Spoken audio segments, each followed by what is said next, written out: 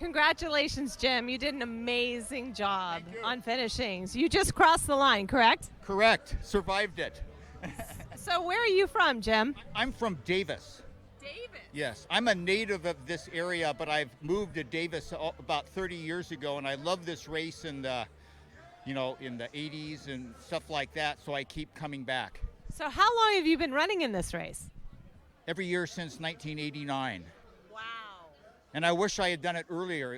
I knew so much about it, but I was just doing other things.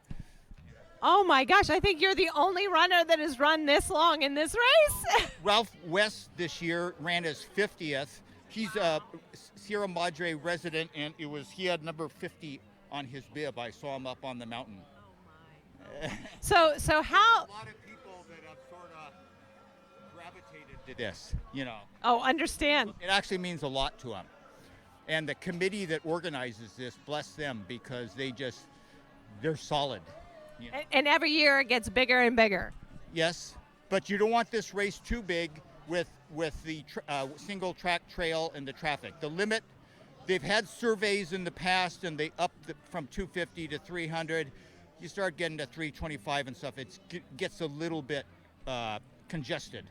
Understand. So since you've been running in this race since 1980s, how much has it changed over the years, or decades rather? Well, the start used to be down years ago over at the city hall, and the course at first water used to dip down into the creek and then back up to the Mount Wilson Trail, but there were so many avalanches and slides they rerouted it up some switchbacks.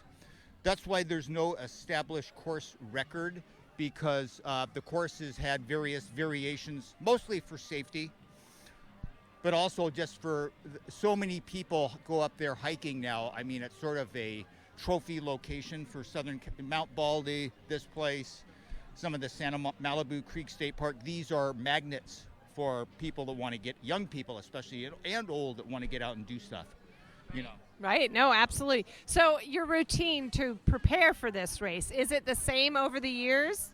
I usually run a spring marathon and do a lot of trail running, and that just gives me the stamina and the trail stuff for it. And then I usually end my spring by running the Dipsy race, which when the race director Pete Siberl used to live up in the Bay Area, he was a fan of that race.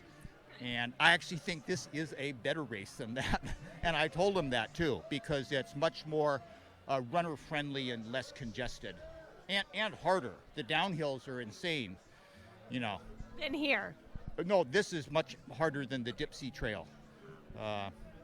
There's a very good potential for being actually killed on this race. That's why Sierra Madre Search and Rescue is out there, just in case you go over the side. No runner has done it, but hikers have been killed here. Yes, absolutely. And if you just walk up there and just take a look over the side, forget about running, but just take a look, you go, wait a second. Yeah. You'll rethink your whole life plan. A little rethinking. I just have one question for you. Did you run down from Davis? No. I took the 99, and then I'm going back up the 395 through Yosemite. They opened the Tioga Road. So I make this a big loop. I always make my trip down here. It's going to be Whitney Portal tonight, some hiking in the Cottonwood Lakes tomorrow, just recovery, back through Yosemite for maybe a little jog. And then my wife wants me back there on Monday. Alive. Live. Well, thank you so much for joining us. Sure. And thank you guys. I mean, I owe you. I mean, for what you do to this community. It's a wonderful community. People I know that moved to SoCal, I go, hey, make sure you check out Sierra Madre.